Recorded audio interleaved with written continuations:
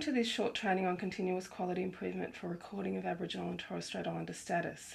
To begin, we would like to acknowledge the traditional custodians of the land you are on. This training is made up of 3 segments, and the second segment will cover how to collect Aboriginal and Torres Strait Islander status. There is a question that the Australian Institute of Health and Welfare recommends should be asked as a national standard. Everyone needs to be asked if they are Aboriginal and or Torres Strait Islander, including parents of children. The most accurate way to obtain Aboriginal and Torres Strait Islander status is by the person self-identifying. It is not possible to tell if a person is Aboriginal or Torres Strait Islander based on their appearance. This is because Aboriginal and Torres Strait Islander people are diverse looking. Guessing by looking at someone is known to be an inaccurate way of recording Aboriginal and Torres Strait Islander status and creates ineffective patient records. Occasionally, clients may refuse to answer the question or ask about why their information is being requested. The following videos give examples of how to respond to these questions.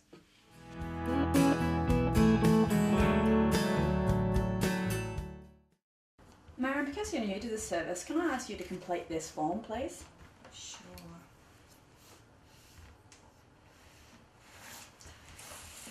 Thanks, Marion.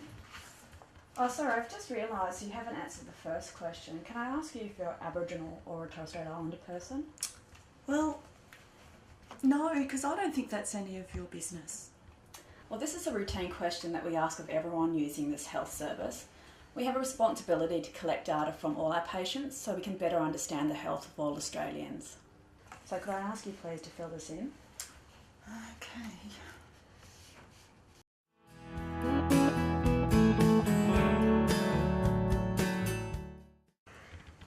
Because this is your first visit to this health service, can I ask you to complete this registration form? Sure.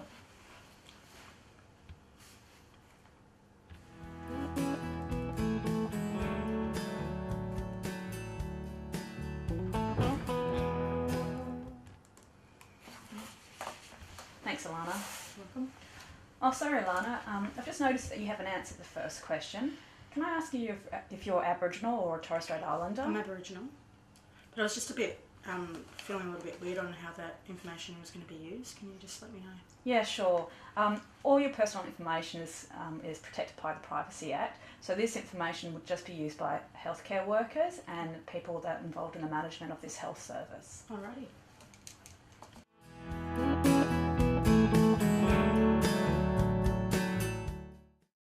If you're new to this health service, can I ask you to complete this registration form? Sure. What's this with this Aboriginal and Torres Strait Islander stuff? It's just a routine question that we have to ask everyone, and it helps with health planners to realise or to work out why the health of Aboriginal people isn't the same as other Australians. What, do they get special treatment or something? No, not at all. All people attending this health service are treated the same, but it is a routine question that we ask all clients.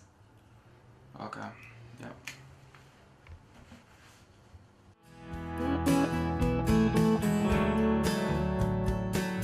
Because you're new to the service, can I ask you to fill in this form for me, please? Sure.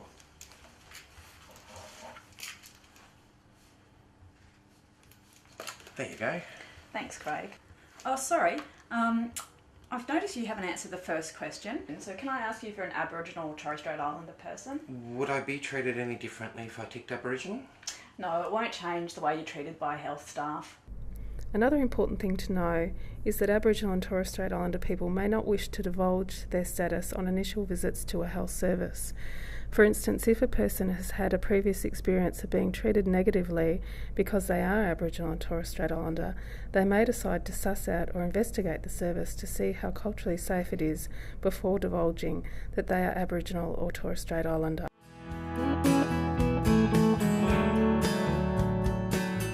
So in summary, a standard question is recommended by the Australian Institute of Health and Welfare. All clients and children's parents should be asked if they're Aboriginal and or Torres Strait Islander. Willingness to identify as Aboriginal and Torres Strait Islander can change over time as trust and cultural safety develops. Occasionally people may refuse to answer the question or query why they are being asked the question.